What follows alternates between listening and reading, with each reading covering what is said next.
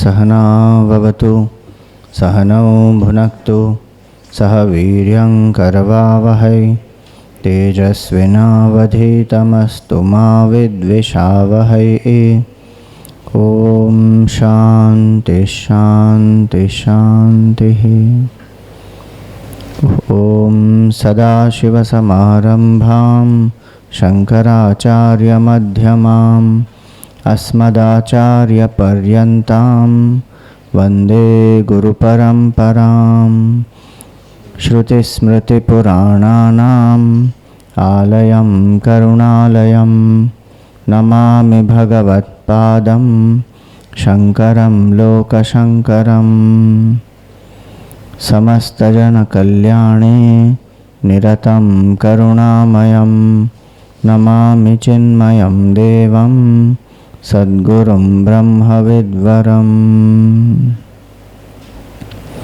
First 9 verses we will chant together.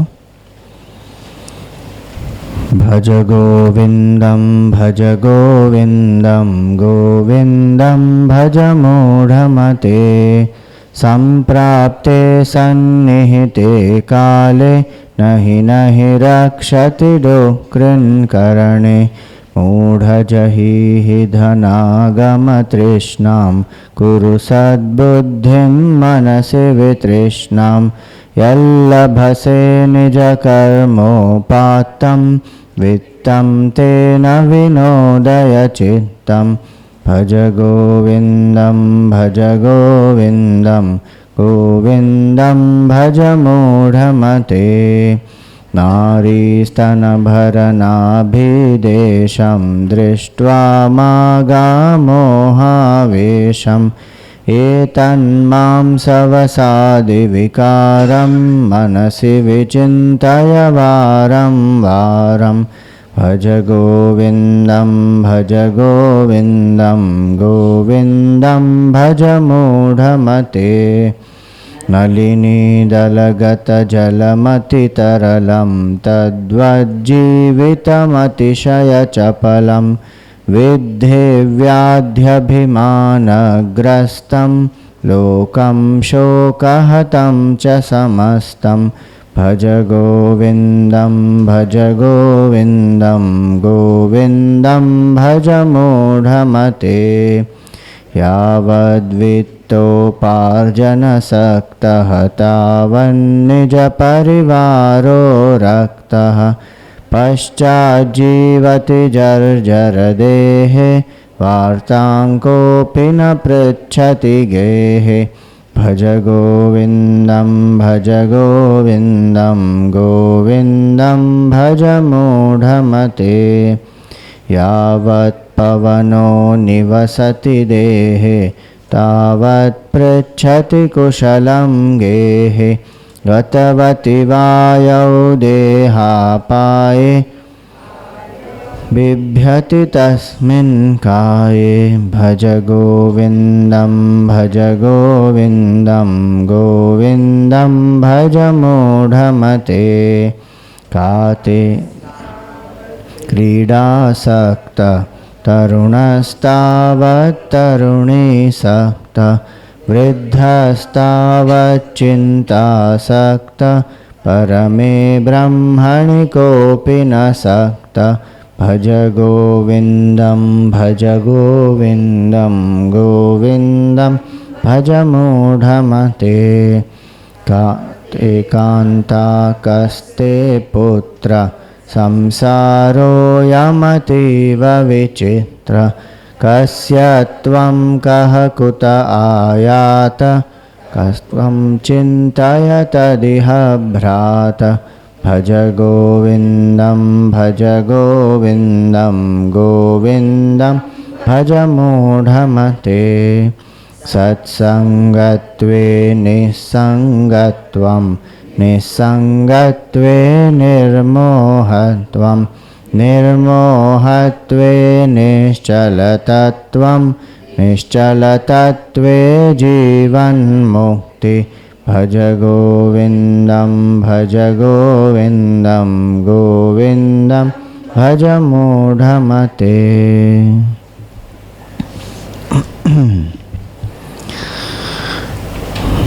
So we have seen last session about what is satsang, and one of the meanings of satsang is to be in the company of the positive and sat. So we saw 10 aspects in our life. If we change them into sattvic, our life becomes sattvic, and that is to be in the company of sat all the time. So those 10 aspects have been given to you in this checklist.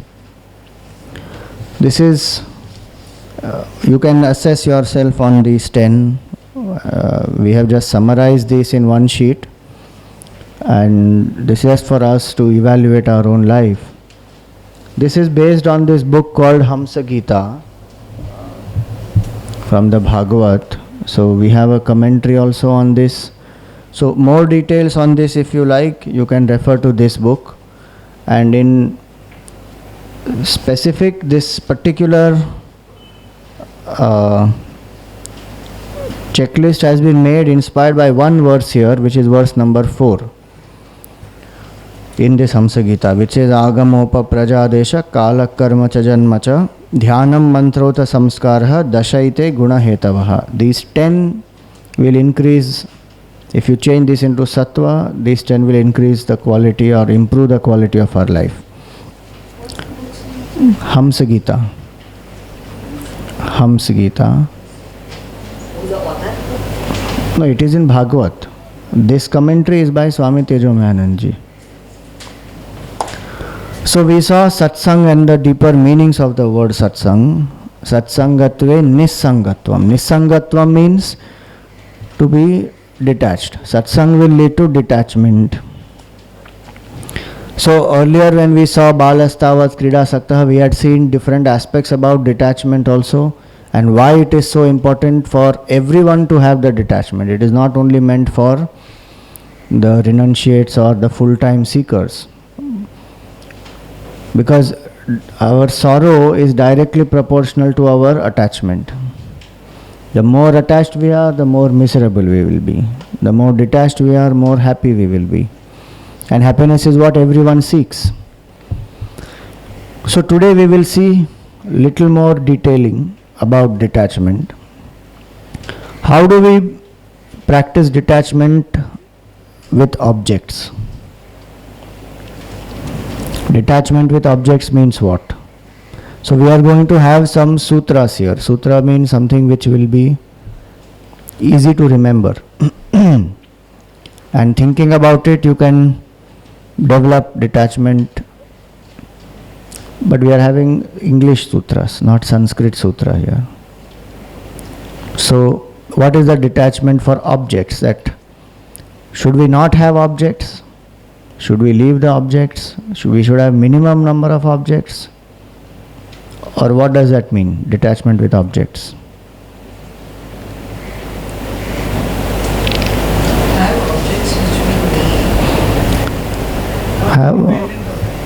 Have objects which we need and don't be dependent on them. Not crave for more, right? So simple. Have, don't possess. You may have objects, but don't be possessed by them. Especially your cell phone. We should have a cell phone, but let us not be possessed by the cell phone. So many people, they sleep with the cell phone, they get up with the cell phone. Last ritual that they do is checking the phone, charging on the battery, setting the alarm, go to sleep. First thing that they do when they wake up, check किसने message भेजा, email आया, WhatsApp है. First ritual. So there is nothing wrong in having the objects, but when I possess them, then I am in trouble. Meaning they possess me actually. That's why they said, who is a householder? A householder is one who is held by the house completely. One who is totally occupied by the house and the affairs of the house. So object one may have, but let there not be such a slavish dependence on it Many times we equate our self-esteem with the things that we have, with the kind of material objects, the status symbol it becomes. A specific type of a car, sub-specific type of a house, in a specific type of a locality, then one feels, I am something in life. That functionally, yes, there is a certain sense of achievement, fine. But does object define me? Object cannot define me. So have but don't possess. And the simplest way to practice that is understanding that I am only a trustee, I am not the owner. Today it is there with me, tomorrow it may not be there with me, yesterday it was not there with me. So I am temporarily only a trustee of that. There was one sadhu, one sannyasi, who walked into a palace. So when he walked into the palace, the king asked him, so what can I do for you? He said, in your dharamshala, can you give me some space to stay? I just need for one night. He said, what do you mean dharamshala? This is not any dharamshala. This is a palace. He said, Acha. So how long have you been living here? He said, Arre, from the time I was born. He said, before you were born, who was living here? He said, Arre, my father was living here. After that, before that, my grandfather. Before that, his father. So they all came and they went, they used this palace. So what is this? This is only dharamshala. People come, stay, go. I have come here for one night. You are staying here for more nights. That's all is the difference. Simple example, but we never look at our home like that. This is my house. Actually, what is my house? There is nothing called my house. It's just a space which is enclosed where I am staying. Our mind will be so free the moment we think that way. We are not bound by any objects. I am a trustee. It comes to me, it goes. When it comes, I don't get very excited. When it goes, I will not feel disappointed. Otherwise, objects are capable. Our attachment to them is capable of making us go up and down. This is a very nice thing which it said, that no one can take from you what you never took to be yours.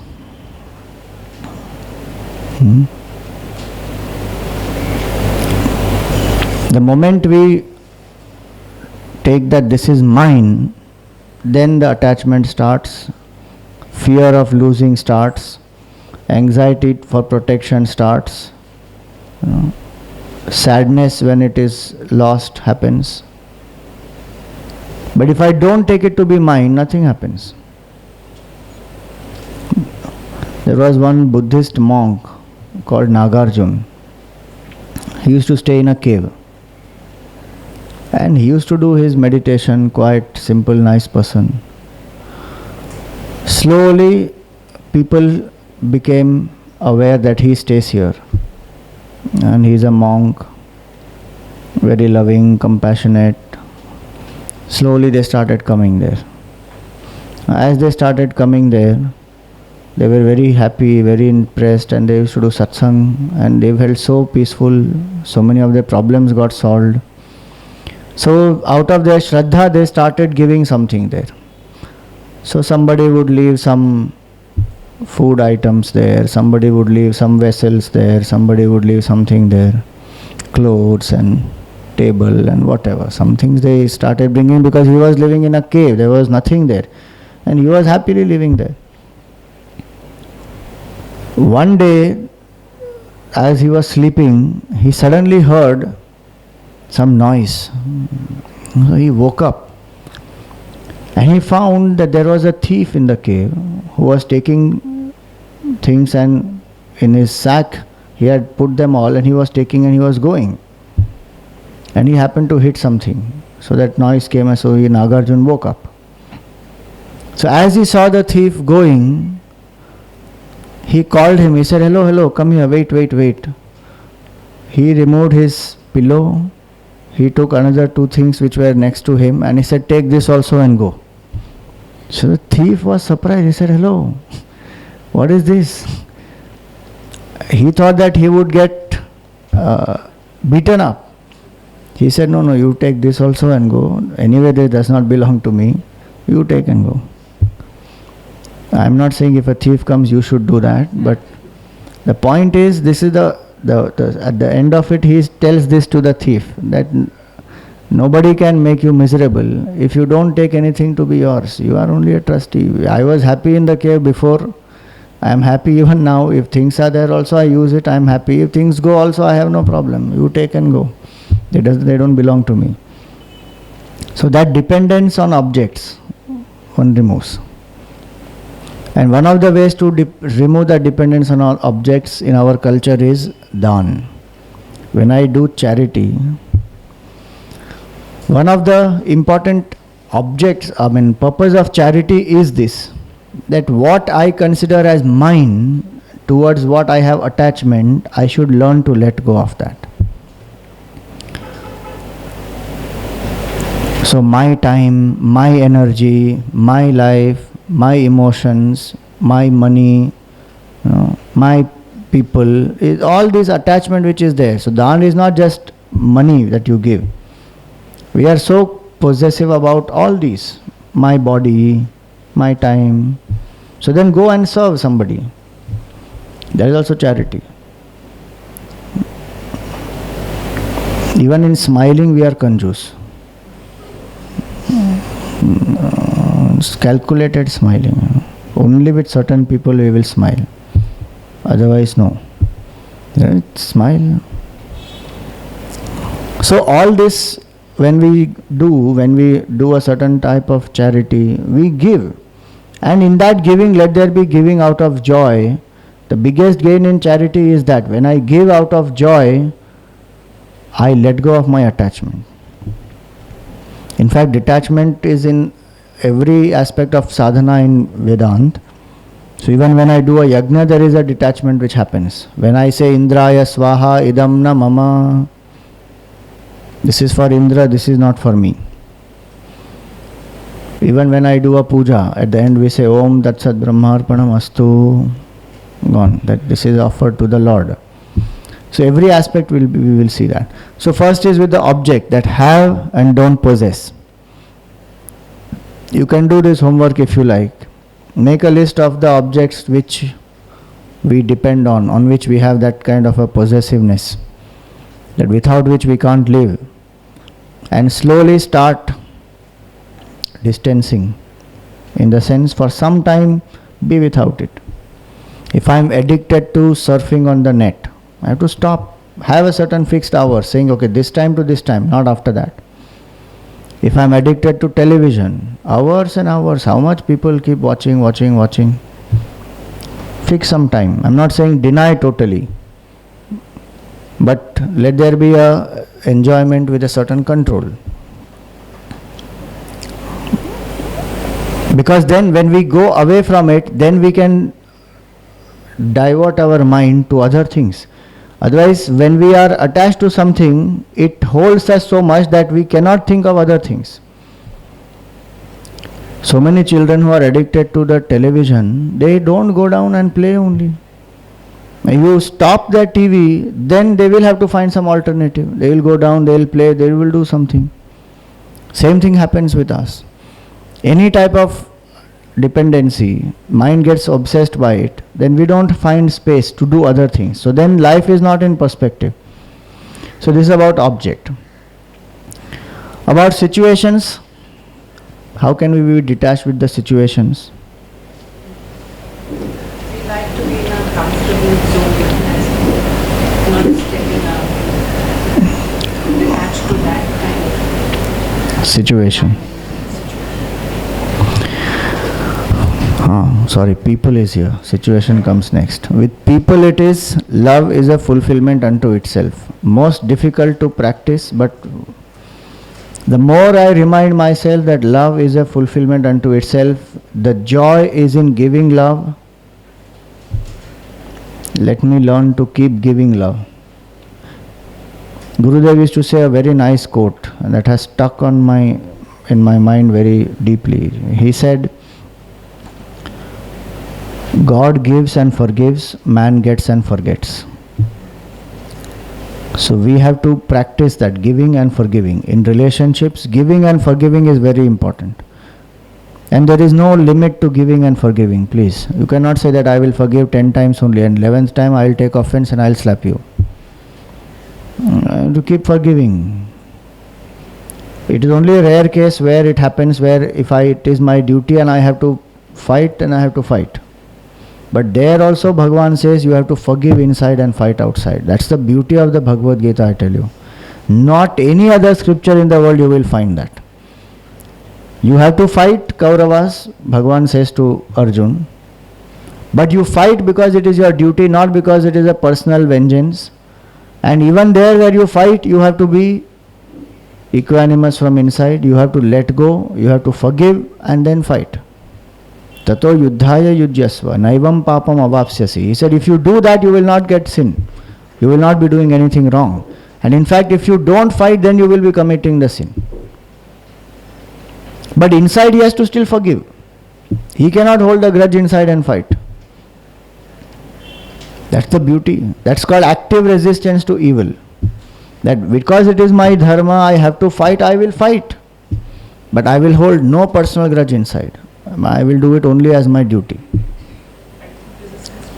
Evil. It's like even an army person, Or what does a soldier, what does he do? The soldier fights because it's the duty of the soldier to protect one's country. One cannot fight out of vengeance. If one fights out of vengeance, then one is incurring agitation. Personally, one is disturbed. Even the fighting will not be proper then. Have you tried archery anytime? Archery? Or even that firing? What level of concentration is required in that? Your eyes, your breathing, the hands, everything has to focus in one aspect. Breathing becomes little fast or anything, finished, the aim goes. And imagine Arjun, what kind of concentration he had, what power of concentration he had, and best archer of his times. And such a person collapsed. Why? Mind got disturbed. Until that forgiveness doesn't happen from inside, and the realignment of his vision did not happen, that again he came back to the thinking that yes, this is my duty and this is the vision for which I am fighting, is not a personal vengeance. So that way, in love there is giving and forgiving. Hence love becomes a fulfillment unto itself. And two aspects in detachment with people is where we learn to understand them and not judge them. See, when a mother is there and there is a small child, the mother doesn't judge the child, right? If the child is crying, will the mother judge, what a stupid child this is, keeps on crying all the time? The mother will try to find out, why he is crying. Is there stomach ache? There's some part which is paining, or maybe the thing on which is lying, there is some ant, something is there in that, what is happening? The mother will try to understand.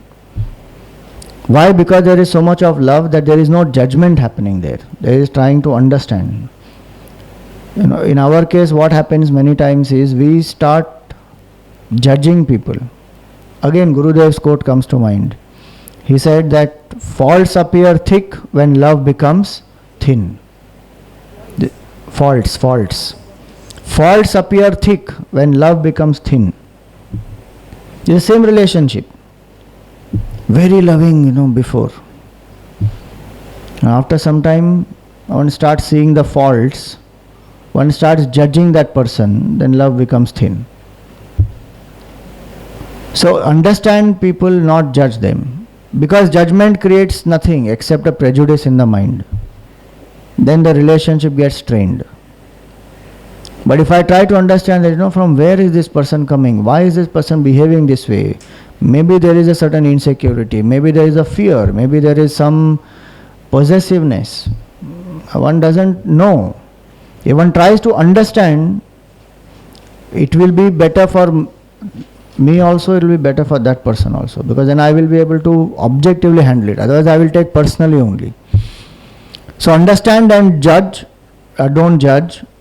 And only after that comes accept and adjust. Adjustment is the key in any relationship. And if I learn to adjust, I become more and more selfless. Our problem is ego comes in between suddenly. Why should I adjust? Let that person also adjust. I have been adjusting all the while. That person is not even adjusting little bit. All that starts. Vedanta says you keep doing your duty.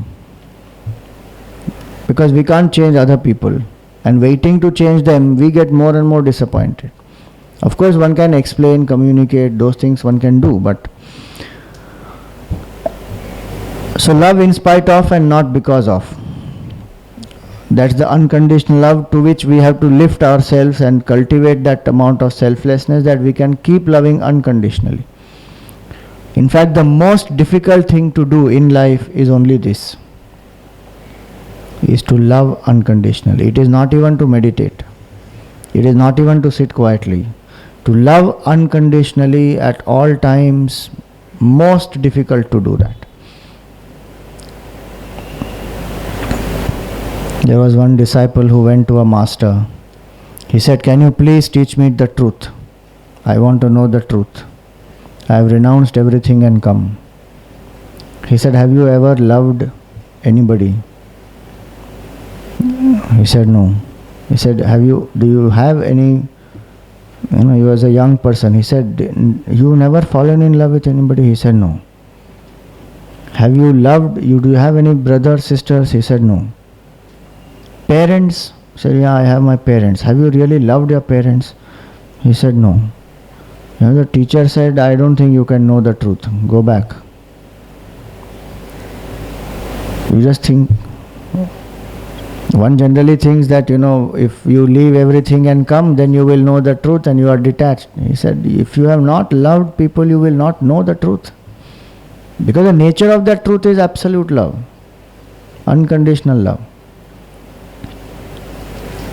So, important aspect is this yajna concept. In our culture, through the yajna concept where everyone comes together selflessly for a higher purpose and one keeps giving. So detachment, when we say about people, it is not from the person, it is not from loving the person. You don't have to stop relating to the person, we don't have to stop loving the person. We have to detach from this small I, which is what holds me back from loving unconditionally, from giving and forgiving. So in love there is no I. Alphabetically also there is no I in love. So the more I detach, the more I can love. Generally our equation in the mind is attachment is equal to love. So one expresses that also. Okay, how can we love if we are detached? Attachment creates more possessiveness, not love. Nature of love is freedom. So detachment is equal to love is equal to freedom. All the three go together. Because in love there is identification with the beloved. I even lose myself totally when I love. That is true love, where I forget myself. A person who loves the country so much is one, identifies fully with the country. Someone who loves a subject, let us say science, lost in science research, forget sometimes.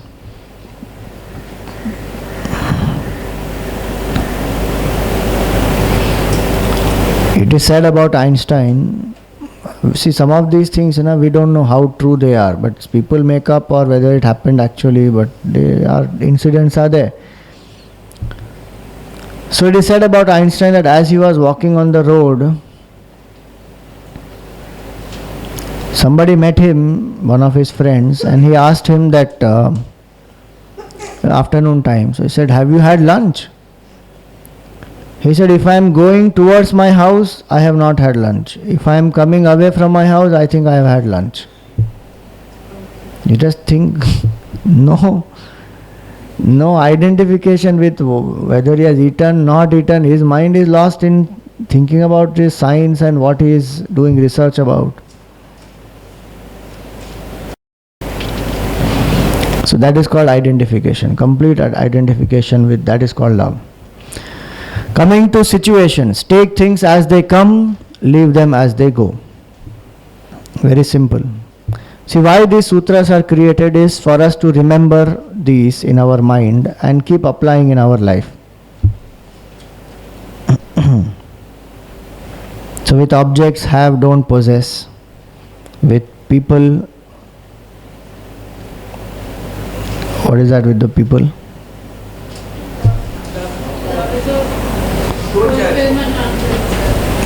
Understand, don't judge. Love in spite of, not because of. With situations, take things as they come, leave them as they go. So that is the nature of life. Success will come, failure will come, heat will come, cold will come, it will happen. So take them as they come, leave them as they go. Both are very important. We try to be choosy in taking only certain things which come, then we create a resistance towards that which we don't like, but it is coming towards me, I don't like it, I create a resistance. It will create sorrow. And some things which are going, I allow them to go, but some things I don't want them to go. So then I hold on to some of those things. Again I create sorrow. So in Sanskrit we say agate swagatam kuryat. One who is coming, welcome them. And gachantam no nivarayet. When they are going, don't stop. That is in the context of a guest, it is said. That if a guest comes, you welcome. Come, come, come. If the guest goes, you say bye bye. Go. If you hold on to some of them, no, we don't want you to go,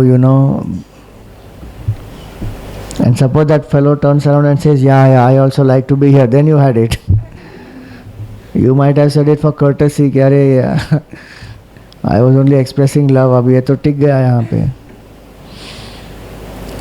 So take things as they come, leave them as they go. That's the nature of life. All pairs of opposites. So we have this titiksha, cheerful forbearance. Titiksha is not a grumbling acceptance. This has come now, I have to bear it now. What the hell? What do I do? In Vivek Chudamani, Shankaracharya writes that Titiksha is Chinta Vilaparahitam Sa Titiksha Nigadyate. Without complaining, without crying, without grumbling, why this has come to me? If this has come, over. Now I have to accept it, it has come. Without lamenting.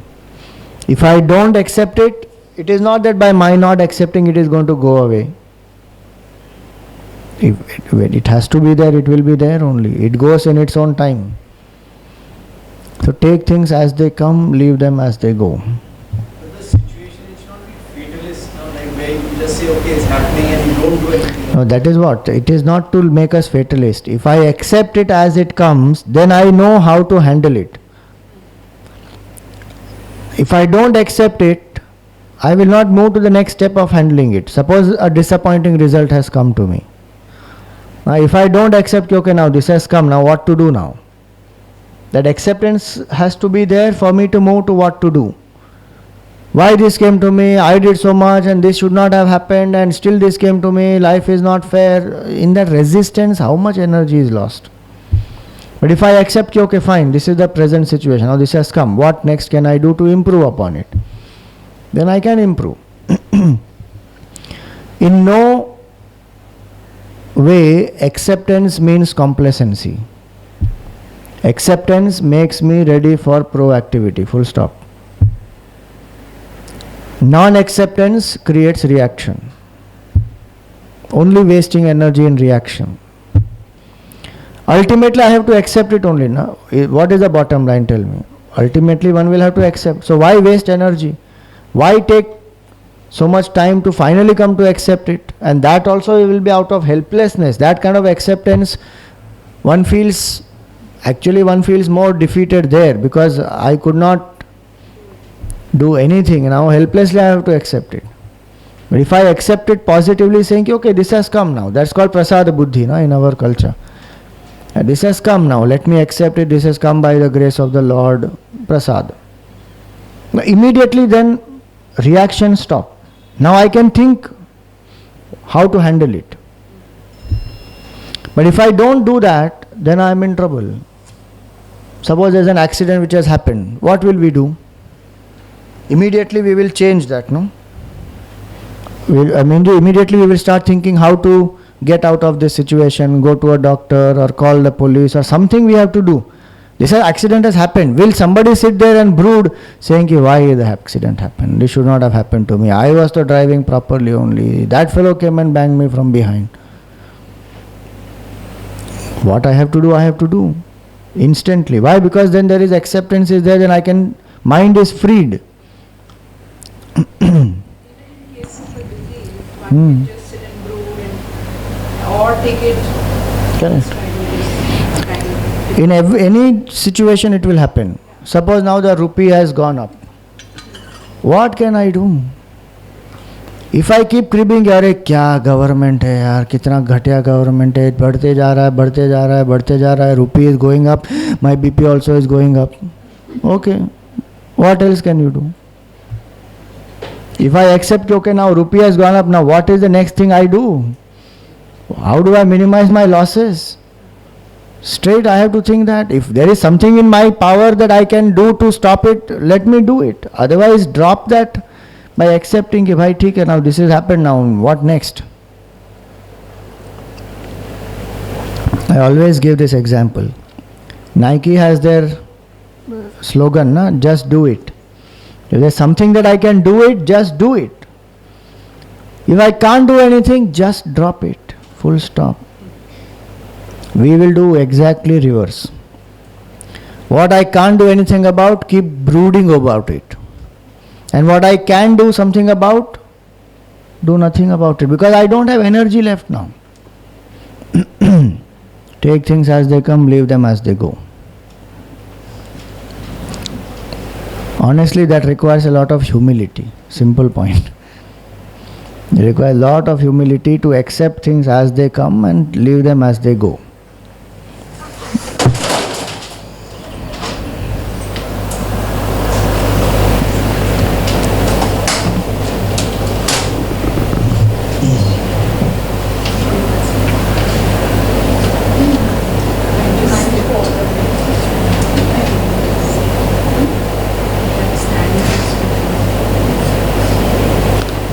It won't stay because it's a smooth surface down there.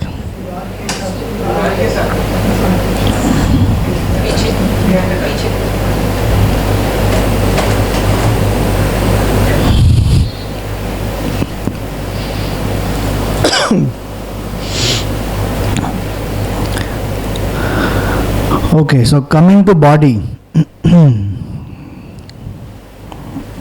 I have a body, I am not the body. Body is my tool.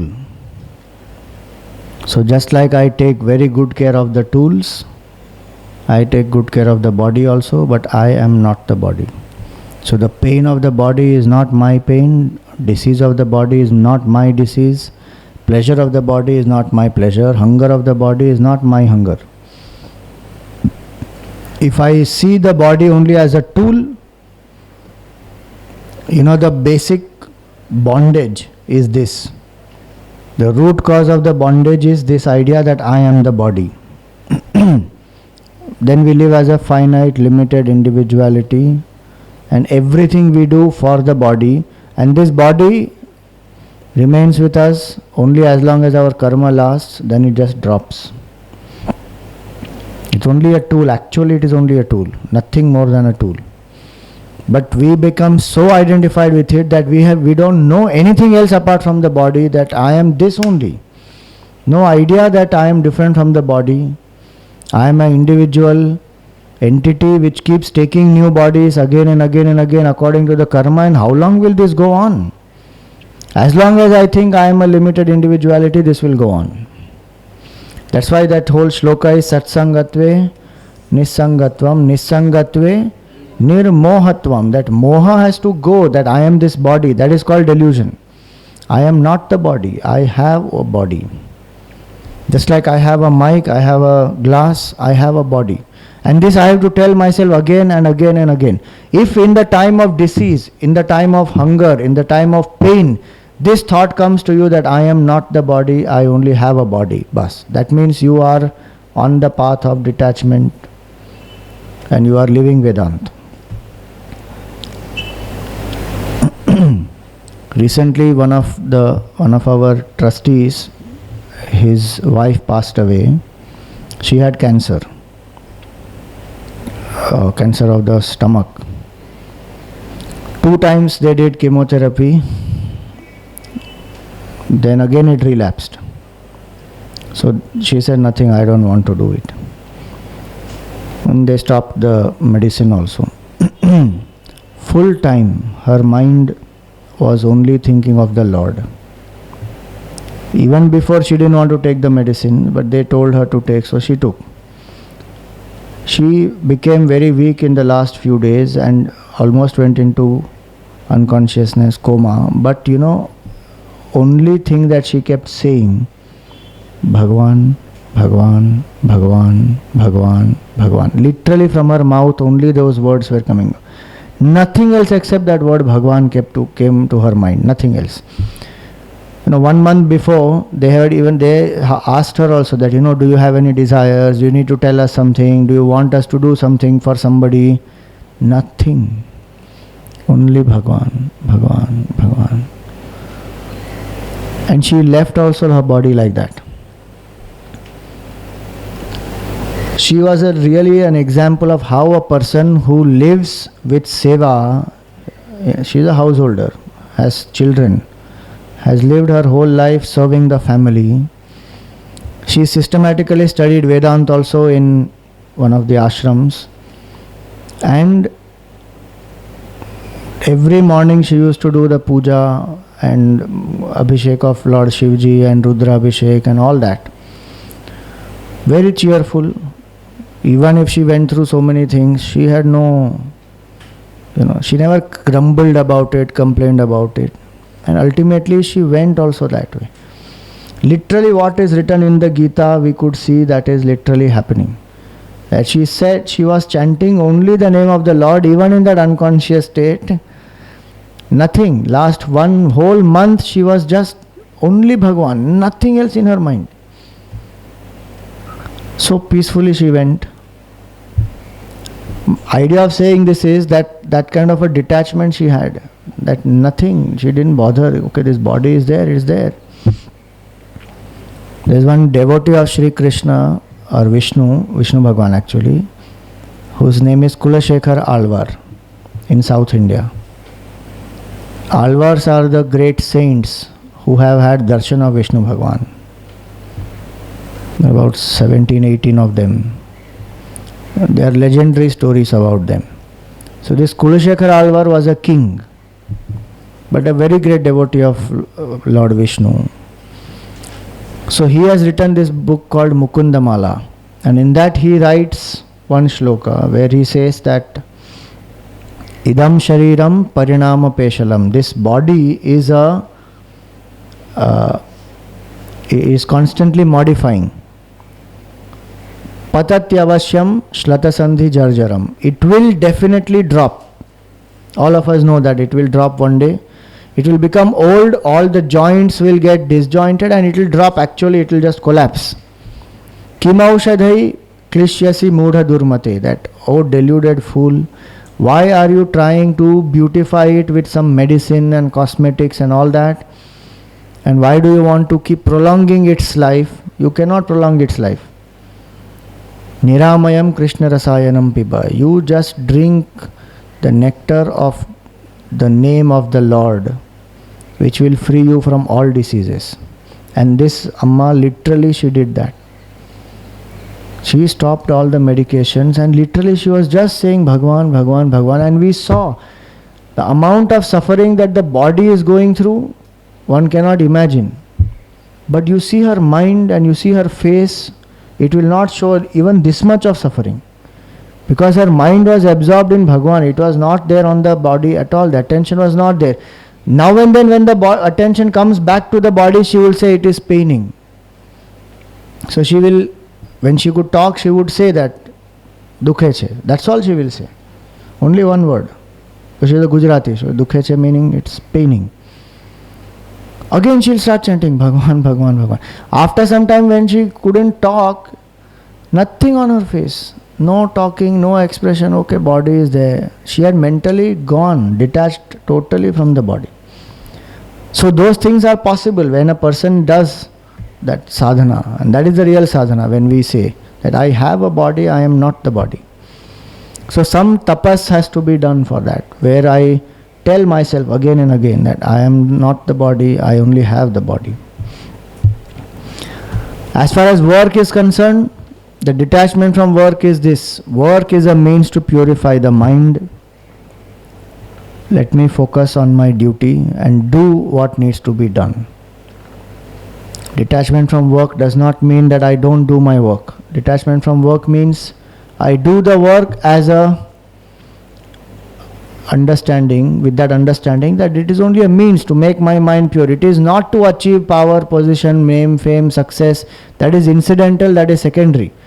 If my mind has not become pure, if my mind has not become peaceful, if I have not reduced my craving for self-importance, work has not fulfilled its purpose. I may have achieved great things in the world outside, but the mind needs to become quiet.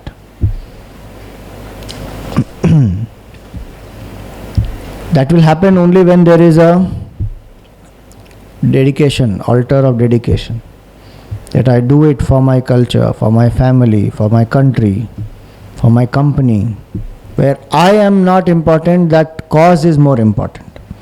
So then let the work become the means to purify the mind, and let there be focus on the duty, not restlessness to act. That is another way to judge my progress in work. That when I am doing work, is it making me satisfied and peaceful? That slowly my restlessness to do something reduces. If work is fueling that restlessness to do, that means I am still not having the complete right approach towards work. Personal ambition is one aspect which will make a person do more and more and more. But you see, there is a price that one pays for that also. How much stress one is going through in today's world only because of that personal ambition, and that personal ambition is because I need to prove myself. But Swamiji, all the inventions were because of somebody's restlessness or somebody's aim to discover something. Restlessness is different from a creative urge. Restlessness to act is based on a certain insecurity, based on a certain emptiness. But when I am focused in a certain field, when I feel that okay, this can be done, taken to the next level, that love for that field will make that person get absorbed in that. There is not a restlessness. There is not a personal security that I need to prove something. I love that, I will do it. That is called being in one's Swadharma. That's why I said duty, focus on the Swadharma. You love to do it, do it. Abdul Kalam loved science and he took India to a different level. Not because India has to prove itself. Because he loves science, he is absorbed in that, he will take and automatically India can come up. If Tendulkar loves cricket, he will play cricket. How many people keep commenting 100 things about him? He is not bothered. He loves cricket, he keeps playing. So only that person will know, and the way in which the person is having the attitude towards the work, whether it is insecurity, whether it is genuine love, where I am not important, that field becomes important. They always say that the game is not, the player is not greater than the game. So that means that there is a surrender which has happened.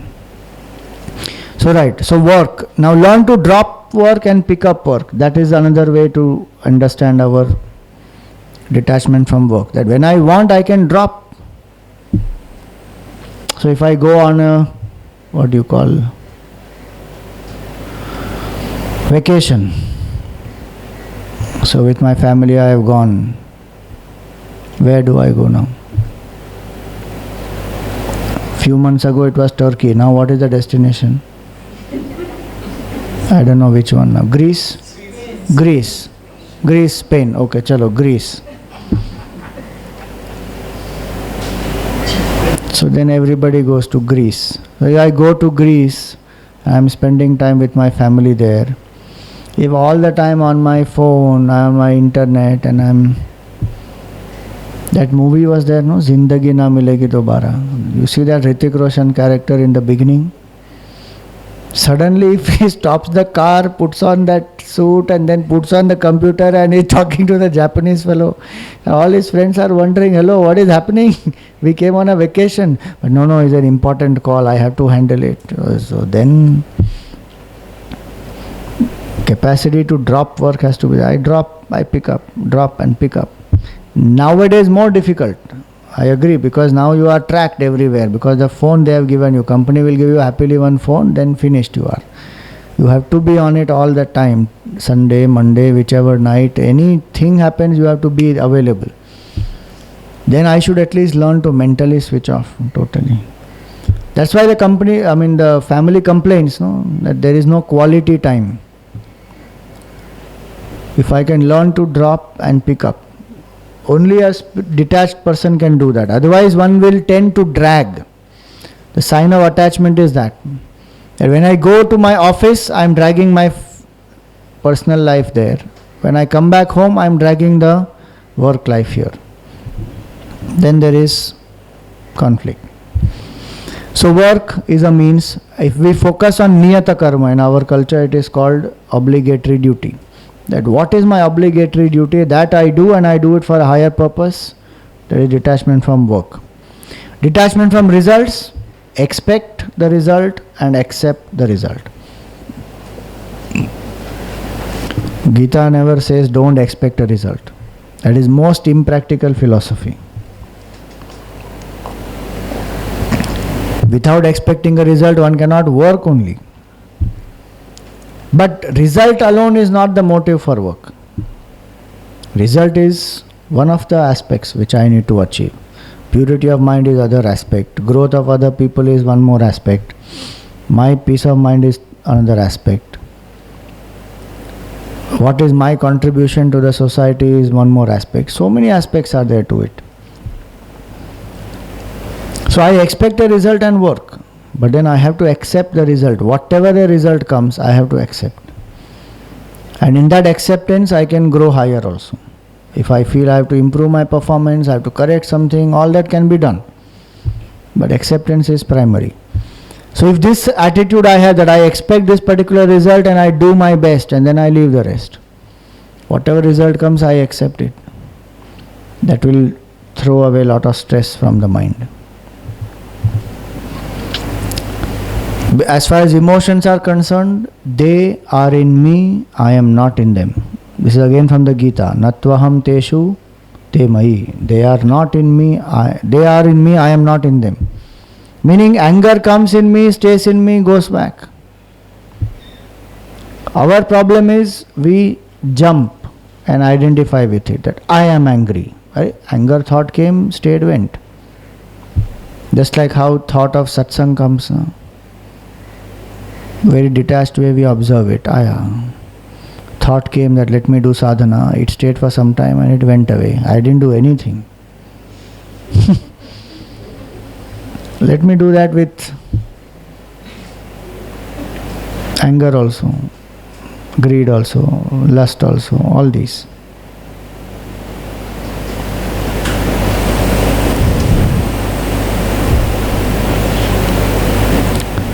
So the point here is that if we can learn to observe the emotion as it rises, it stays, it goes back. They literally come like waves. They just come, they stay, they go. Again they come, they stay and they go. But we identify with them so much that we go up and down with them. Keep going. So if I can tell myself at that time that they are in me, I am not in them. Extreme elation, one can tell oneself, It is in me, I am not in it. The moment I say that, I distance myself. I become a witness. It comes and goes. This is important because when we go up and down with the emotions, we may lose our clarity, we lose our objectivity. That's what happened to Arjun. 12 years he prepared for the war, but he never took care of his emotional quotient. Gone. On the battlefield he collapsed. Because he never learned to control his mind and remove the attachments from the mind. And those attachments, they just came up, overwhelmed his thinking, got confused, and he couldn't do anything anymore. Became paralyzed almost, threw away everything. So they are in me, I am not in them. And the best way is to channelize the emotion is towards the Lord, bhakti. Bas. We don't have to suppress our emotion.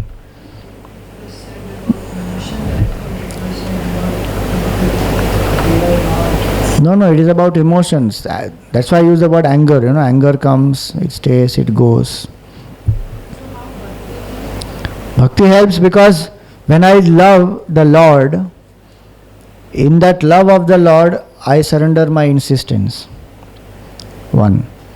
2. The more love I invoke in my heart, the more secure I am. These negative emotions don't harm.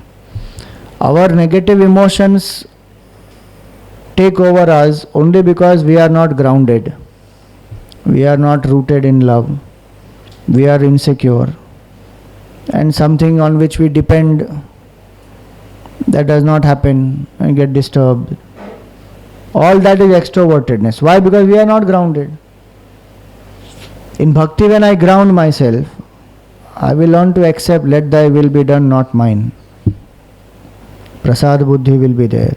And bhakti does not mean only about Bhagwan. It can be anything. Love towards the higher is called. Is there a God or is not there? One starts thinking that way. So let us see by the end of it whether people get. You tell us the format again, it's 5 minutes. Format is first round, the for and against present their case. It's 5 minutes. 5 minutes each. Second round is the rebuttal round, where the for team can have questions and refute, not questions. They can totally deny the arguments of the against, and against can deny the arguments of the for, and then oppose it and cancel it. And then the third will be where they can ask any questions to each other, and the audience can ask question to any of them. Yeah. So that's the format of the debate. Okay. Om Purnamada Purnamidam Purnat Purnamudachyate Purnasya Purnamadaya Purnameva Vashishyate. Om Shanti Shanti Shanti. Harihi Om Shri Gurubhyo Namaha. Harihi Om.